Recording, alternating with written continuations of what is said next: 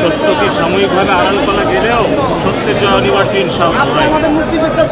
চিড়া মুড়িও খাওয়ার টাকা নাই, কারাগারে ব্যারিস্টার সুমনের সঙ্গে রুটি কলা ভাগ করে খাই। অর্থ সংকটের কথা জানিয়ে এই কথাগুলো বলেছেন সাবেক আইসিটি প্রতিমন্ত্রী জুনায়েদ আহমেদ পলক। জুলাই গণ অভ্যুত্থানের সময় ধানমন্ডি থানায় দায়ের হওয়া এক মামলায় গ্রেফতার দেখানোর আবেদন নিয়ে বুধবার তাকে কাশিমপুর কেন্দ্রীয় কারাগার থেকে ঢাকার চিফ মেট্রোপলিটন ম্যাজিস্ট্রেট আদালতে হাজির করে পুলিশ। এই সময় সেখানে তিনি এসব কথা বলেন। হেলমেট, হাতকড়া ও বুলেট প্রুফ জ্যাকেট পরিয়ে আদালতে আনা হয় পলককে।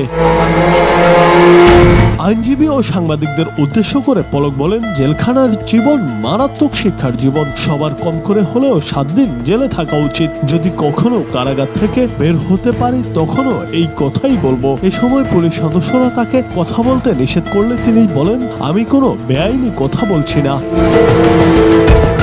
আইনজীবীদের সঙ্গে কথা বলার সময় তিনি সাংবাদিকদের উদ্দেশ্যে বলেন, আমাদের নিয়ে লেখার সময় আপনারা একটু সদয় হবেন।